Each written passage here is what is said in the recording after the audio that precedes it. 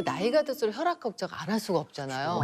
왜냐면 혈압이 높아도 이렇게 증상이 없으니까. 네. 두 분처럼 특히 이렇게 고혈압이 진단돼서 있다면 요즘처럼 찬바람 부는 시기에는 특히 이 돌연사를 조심해야 됩니다.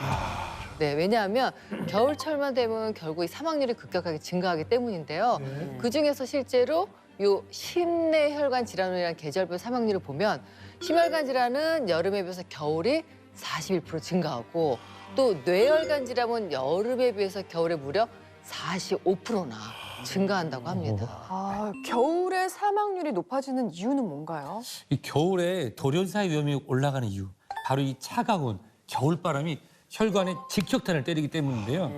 제가 여러분의 이해를 돕기 위해서 실험 영상 하나 준비했습니다. 네. 한번 보시겠어요? 페트병을 혈관이라고 하고 빨간 물을 체온과 비슷한 온도의 혈액이라고 치면 따뜻한 실내에서 혈관 속 혈액이 원활히 잘 흐르고 있는데요. 만약 차가운 추위에 갑자기 노출된다고 생각하고 어느 놈에 넣었다가 빼보면 보세요. 얼마 지나지 않아서 혈관이 완전히 쪼그라진 게 보이시죠? 예. 그리고 혈액의 흐름도 원활하지 않은 게 보실 겁니다. 아, 그러면 저렇게 되면 이제 피가 제대로 못 그쵸, 흐르겠어요. 못 흐르겠네요. 맞습니다. 이 혈액은 혈관벽을 이렇게 밀면서 이동하거든요. 쑥 밀어. 요 미는 힘이 바로 혈압이에요. 약해지게 되면은 어떻게 될까요? 막히기 쉽겠죠. 그래 거기다가 혈관 통로가 좁아지면은 이걸 또 밀려고 계속 힘을 내겠죠. 그러다 보면 혈압이 올라가게 되는 겁니다.